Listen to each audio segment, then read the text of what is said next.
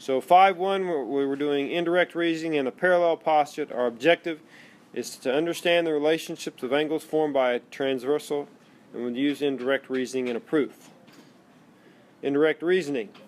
In triangle ABC and triangle DEF, two angles of one triangle are congruent to two angles of the other triangle. Show that the third angles are congruent. We're going to do that with direct reasoning first. So we're given A is congruent to D and B is congruent to E. We're going to prove that C is congruent to F. So in our statement, we had that AB plus B plus C is 180 and D plus E plus F is 180. And we know that from, as Chatiz had said, we know that because the rule that the triangles sum to 180. Their angles sum to 180.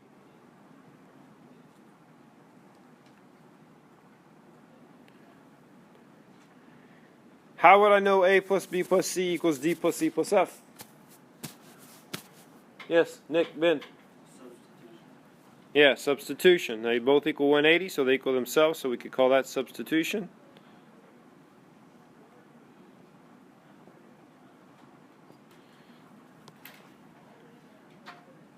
Alright. How do I know A equals D and angle B equals angle E? Chris? It's given. Alright, then how can I say A plus B equals D plus E?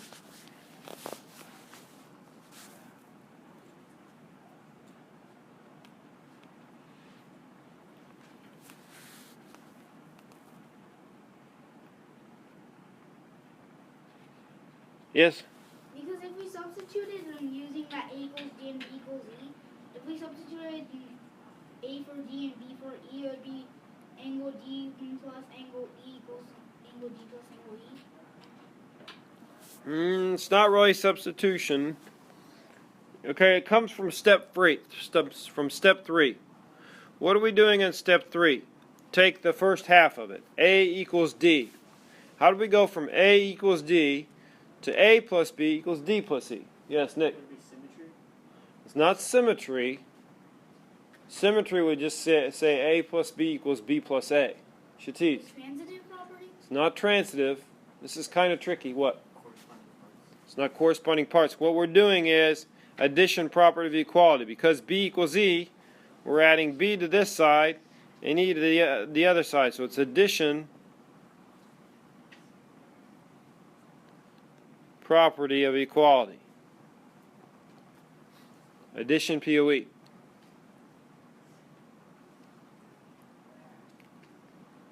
Now, what about step 5? What about step 5? What am I doing? I'll give you a clue. It comes from steps 2 and step 4. Chatiz. Subtraction property of equality. Right. I'm subtracting what I have in step 4 from what I have in step 2. And what I'm left with is angle C is equal to angle F. Oh, I don't want to write that as my reason. My reason would be subtraction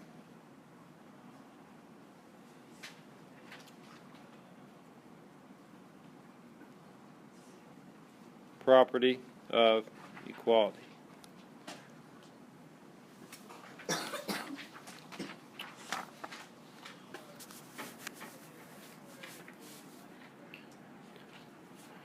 All right, any questions? Okay. Do I have it?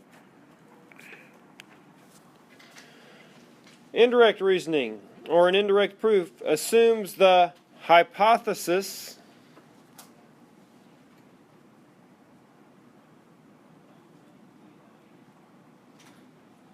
of what the result that we are trying to prove, and the negation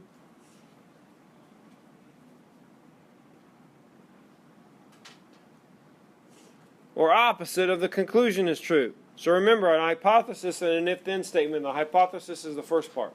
The conclusion is the last. So it's assuming the part after the if is true, then it's negating the conclusion, and we're going to try to show that's true. Then from these assumptions we reach a statement that contradicts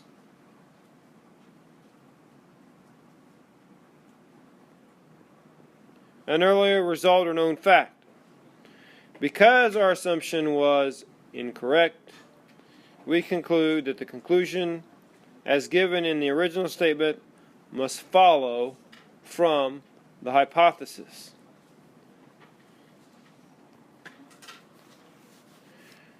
Using indirect reasoning. So our plan. Assume the given holds that A equals D and B equals E. We know that one and only one of the following can be true. C is less than F, C is greater than F, or C equals F. We're going to assume that 1 is true and show that a contradiction results. Then we'll do the same with 2.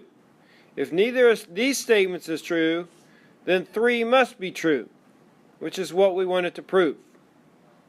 Everybody get the idea? Alright, so now we're given the same thing. We start out A equals D and B equals E. We've got to prove C equals F. And so in our statement, how do I know A equals, step 1, how do I know A equals D and B equals E? I teach you? That's given.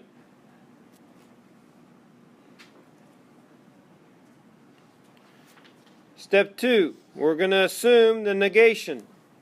C is less than F. Then how could I do A plus C is less than D plus F? What am I doing there? Shatiz? The addition property of equality? Yes, that's addition.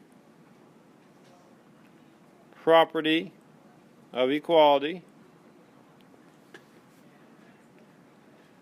What about step 4? What are we doing there? Now we have A plus B plus C is less than D plus E plus F. What's that going to be?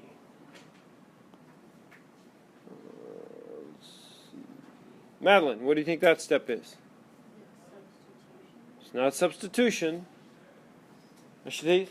The addition property of equality? Yes, addition again. Addition. Property of equality.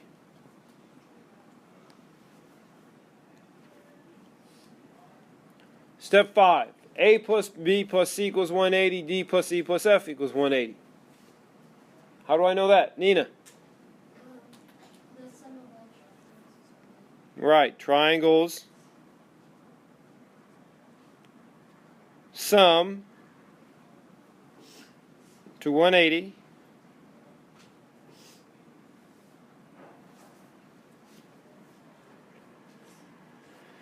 Alright, so my last step, a result of that would be if we did substitution, if we substituted into 4, the step 5 into 4, we'd come up with 180 is less than 180. Is this true? No. No, it's not. This is a contradiction. So, we know that C cannot be less than F. A similar contradiction arises if we assume C is greater than F. Therefore, we must conclude that C equals F. Indirect proof. Any questions? All right.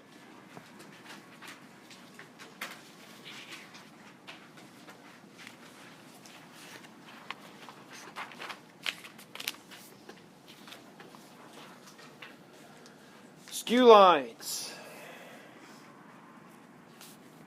Skew lines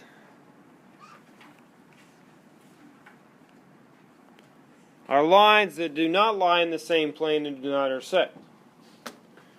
So with parallel lines, my arms here are parallel lines. They're in the same plane and they don't intersect. Skew lines, now my lines, the lines don't intersect, but they're not parallel because they're in different planes. Those are skew lines. In the picture, AD and BC are parallel. BC and EF are skew.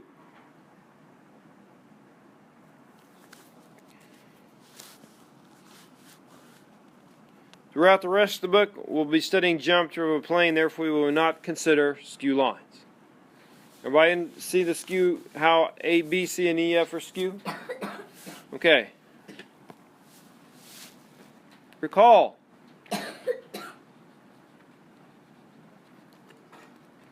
Parallel lines are indicated by placing an arrowhead or arrowheads on each end of the line.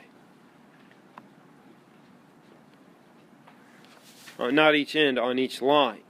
So these arrows right here indicate those lines are parallel. If two lines are intersected by a third line, the third line is called a transversal.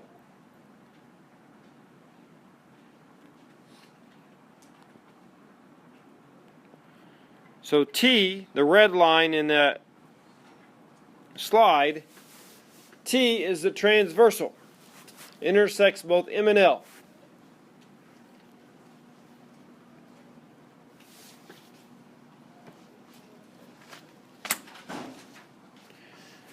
When I have a situation where I have two lines intersected by a transversal, I can give there are eight angles formed with that transversal crossing the two lines. I can name them based on their position. Okay, so the alternate interior angles. The name tells you where they are. Alternate means on opposite sides of the line. Interior means they're inside the line. So alternate interior angles in this picture would be angle 6 and angle 3 are a pair of alternate interior angles. They're inside the two lines and they're opposite sides. Angle 6 and angle 3.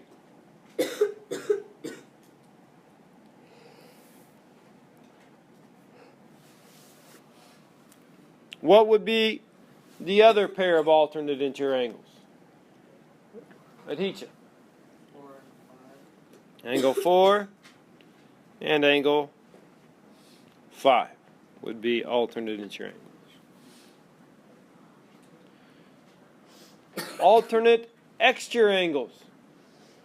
Somebody give me what they think the alternate exterior angles would be. Jordan. Angle 8 and angle 1. Good. They're on opposite sides of the line and they're outside the line. So angle 8 and angle 1. Give me the other pair, Madeline. Angle 2 and angle 7. Angle 2 and angle 7. Does everybody see why those are alternate exterior? All right. Interior angles on the same side of the transversal. The name tells you what they are. Somebody give me a pair of interior angles on the same side of the transversal. Okay, Shatis. Angle 6 and angle 4. Yes, angle 6 and angle 4. And the second pair would be, go ahead. Angle 5 and angle 3. Angle 5 and angle 3. Exterior angles on the same side of the transversal. Go ahead. Angle 1 and angle 7. Yes, angle 1 and angle 7. What else do we have? Okay, let's see. Emma? Angle 2 and angle 8. Angle 2 and angle 8. Very good. All right. Corresponding angles. Corresponding angles are angles if I picked up the first intersection. So I picked up the intersection that had 7, 8, 5, and 6 on it. And I slid it down and put it on top of the other intersection. It'd be the angles that are on top of each other. In other words, they correspond, they hold the same position in the other intersection as the one before. So corresponding angles. What angle would correspond with angle 1? Go ahead in the back. Yes. Angle 5. Yes, angle 1 and angle 5 correspond. What angle corresponds with angle 2? Nick? Angle 6. Yes, 2 and 6 correspond. What angle corresponds with angle 3? Shatiz. Angle 7. Angle 3 and angle 7. And the last one, we'll do it up here. What angle corresponds with angle 4? Angle 4 corresponds with Abby. Angle 8. Good. You guys picked up on that well.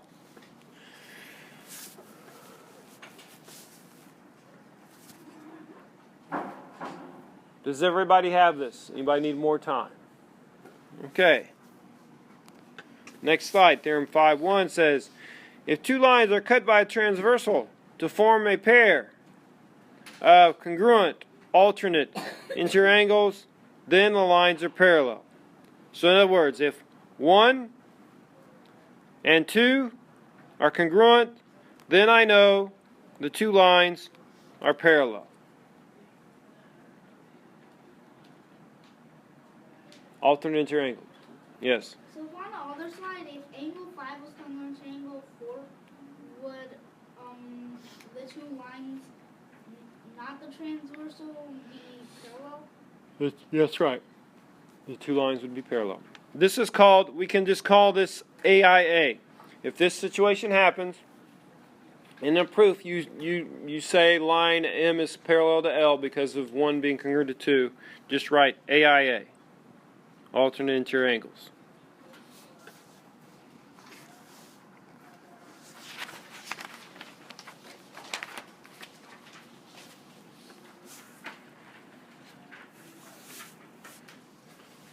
We're going to prove this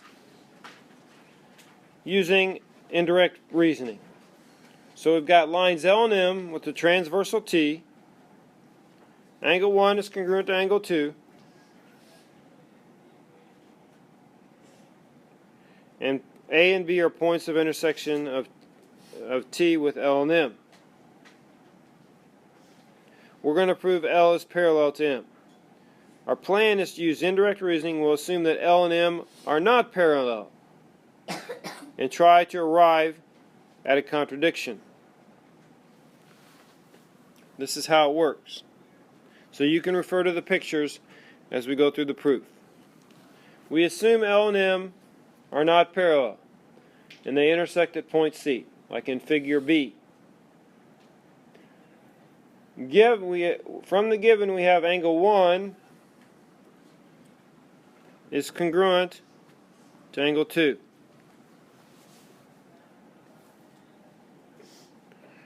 For ABC. 1 is greater than 2 because 1 is an exterior angle and it must be greater than 2, a non-adjacent interior angle. So 1 is an exterior angle and it must be greater than 2, a non-adjacent interior angle. If you look at your picture, I'll just sketch it here. You've got this situation here. You've got something that looks like this. And 2 is here. This is 2. And 1 is here. So remember the rule. 2 plus these two angles added together will equal to 1. Okay? So 1 has to be greater than 2. So they can't be congruent. And this is a contradiction. We can't have 1 equal to 2 and 1 greater than 2. So by indirect reasoning we conclude that L and M do not intersect. They must be parallel.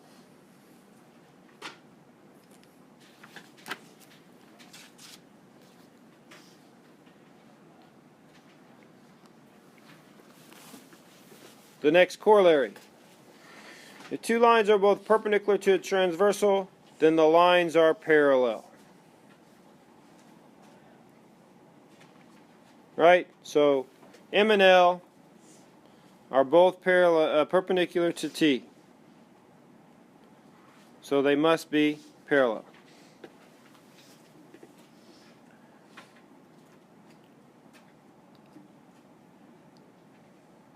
in a way, why that's a corollary of AIA is because we know that if this angle is perpendicular, we know this angle is perpendicular. And we had the angle up above, those are alternate this angle and this angle are alternate interangles, and they're congruent. So we know the lines are parallel.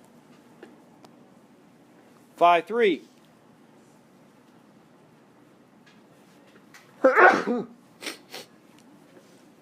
If two lines cut by a transversal form a pair of congruent corresponding angles with the transversal, then the lines are parallel. So in this case, we have angle 1 congruent to angle 2, and as a result we know that L is parallel to M. We call this CA for corresponding angles. That would be your reason in a proof. If you had this situation, you would write CA, corresponding angles.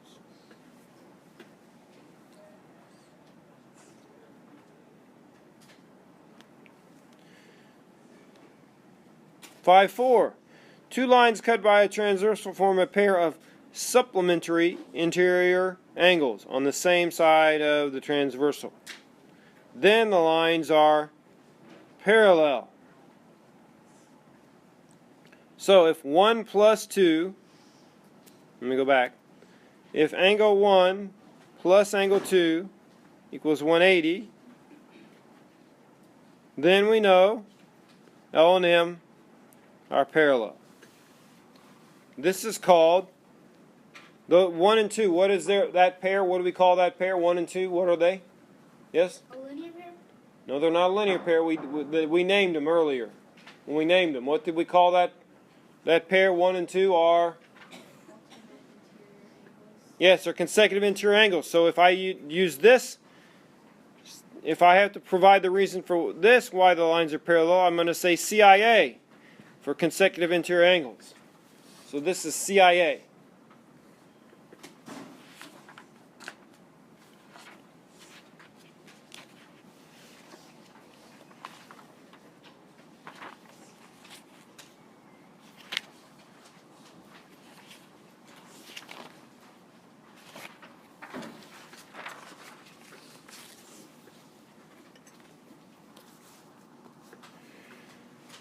Prove that ABCD is a parallelogram.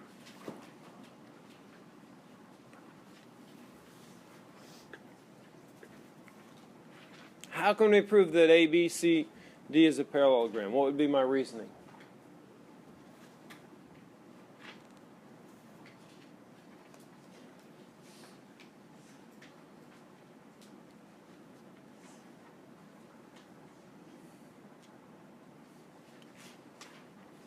Look at it like this.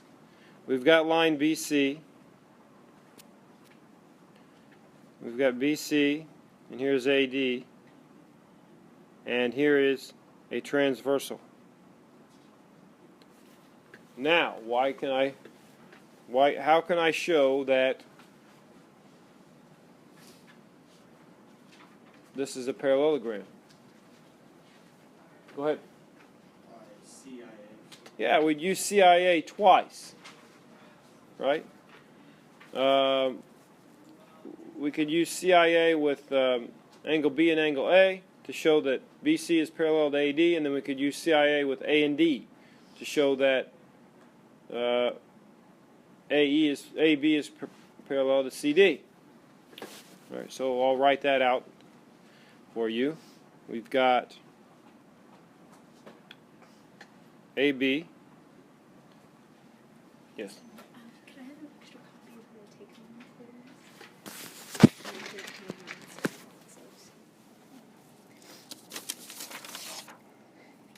That's the right one. No, that's not it. Here. There you go. Okay, thank you. Yeah. All right. So we'd say AB is a transversal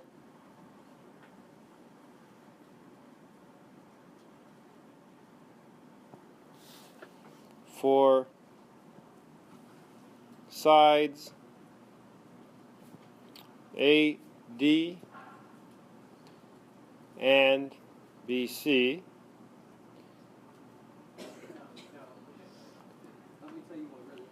So because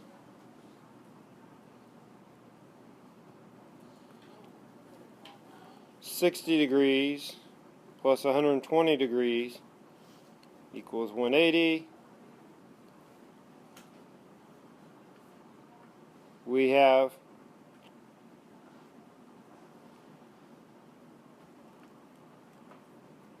supplementary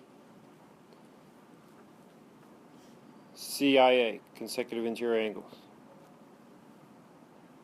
Therefore, 3 dots means therefore, we can say AD is parallel to BC. Similarly,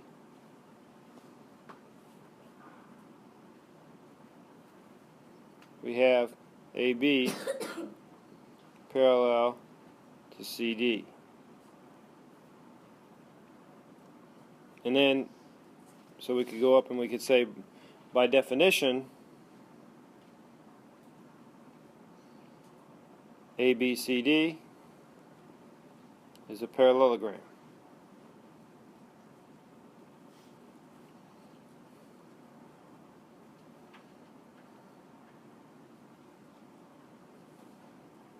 What's the definition of a parallelogram?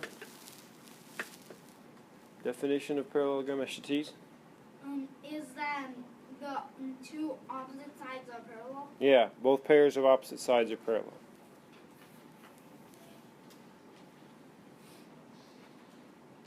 Yes. How can we say that AB is parallel to CD?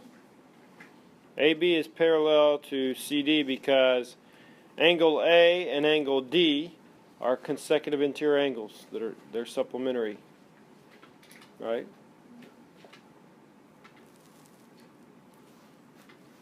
Everybody have this? All right. So we're combining 2 days in one. That's why we have this slide here. 5.1, the parallel postulate says given a line L and a point P not on L, there's only one line containing P such that L is parallel to M. That's the parallel postulate. Only one line through P that will be parallel to L. Now, with the parallel postulate, they've been trying to prove it, as long as they've had a study of mathematics, people have not been able to prove the parallel postulate. Okay, it's not proven. So that's why it's a postulate rather than a theorem.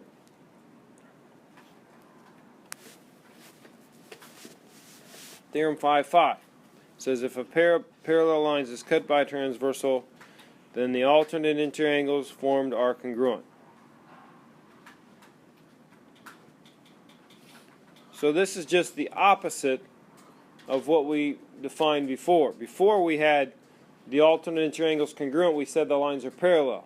Now we're saying that the lines are parallel, so we know the AIA, alternate interior angles, are going to be congruent. So we would call this converse. You could call this AIA, converse of alternate interior angles.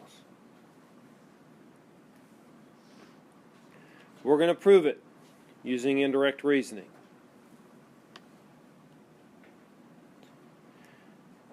We'll assume that 1 is not congruent to 2 and try to arrive at a contradiction. So in our proof, assume angle 1 is not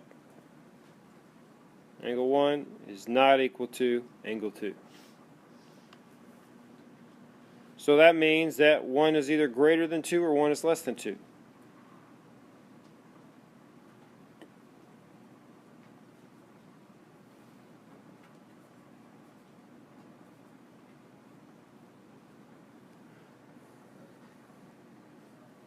let's suppose that angle 1 is greater than angle 2.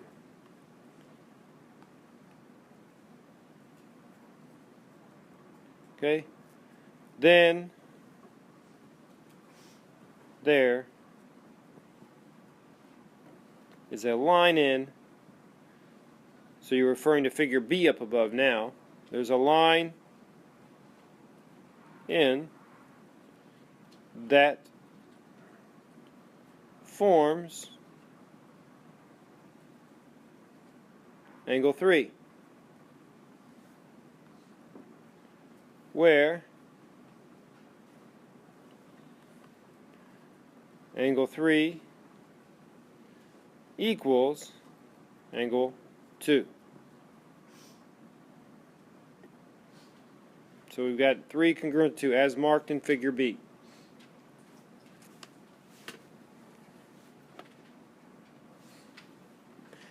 So by congruent AIA, we would know that N is parallel to L. But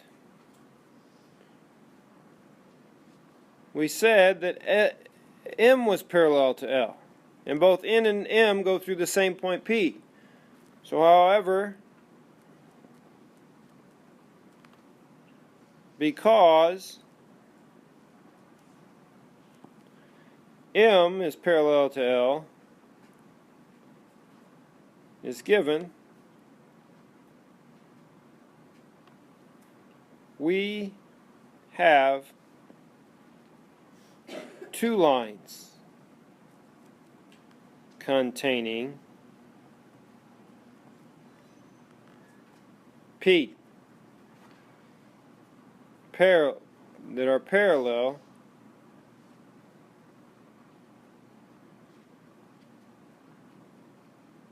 to L.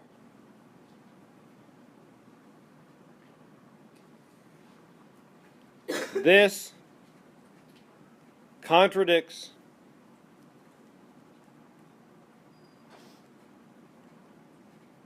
I'll go back up to the top. This contradicts the parallel postulate.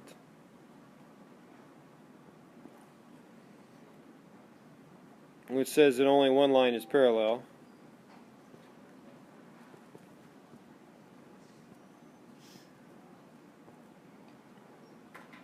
So by indirect reasoning,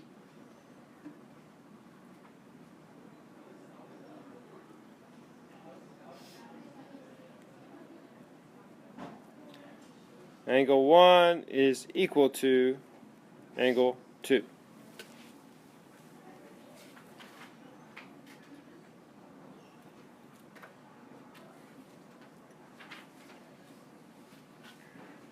Any questions? All right, I'll give you a chance to write it all down.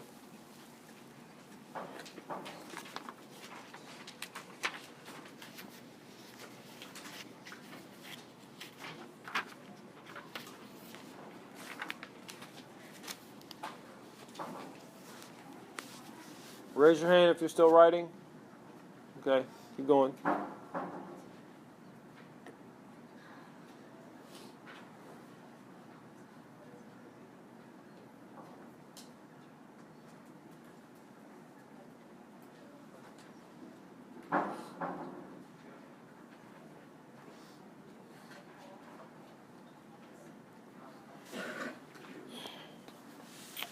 In the figure, L is parallel to M.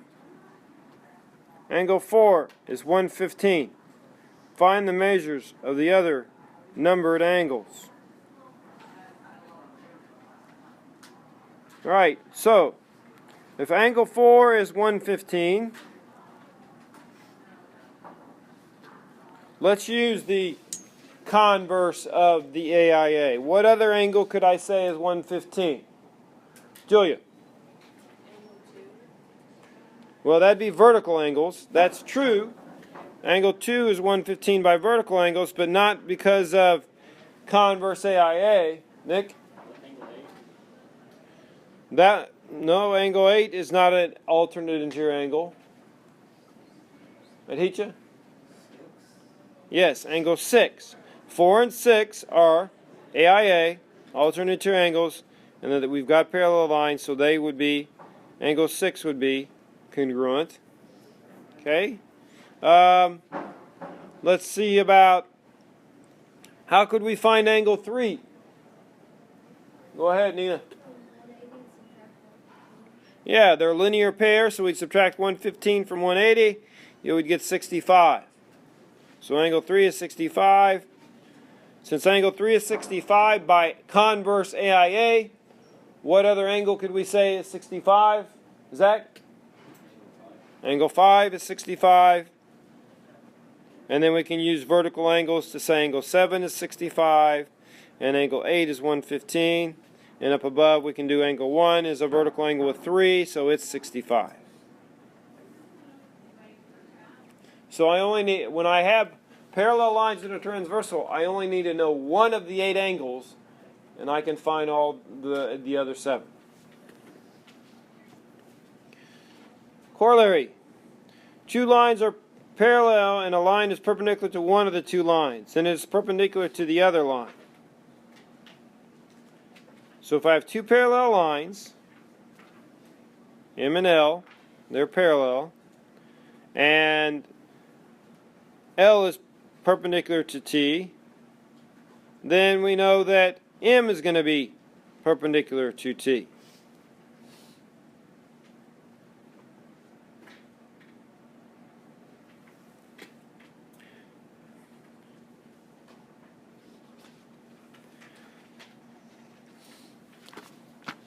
Another corollary. 2 parallel lines are cut by a transversal. Then each pair of corresponding lines, angles formed, is congruent.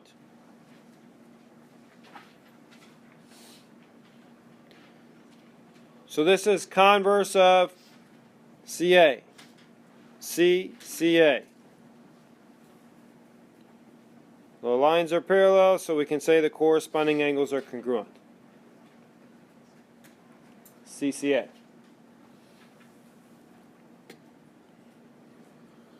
Corollary 5.8. If 2 parallel lines are cut by transversal, then both pairs of interior angles on the same side of the transversal are supplementary. 1 plus 2 equals 180, and 3 plus 4 equals 180. So this is converse, it's B, C of CIA, converse of consecutive interior angles.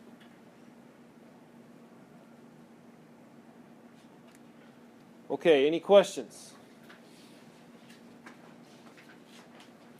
No questions. Very good.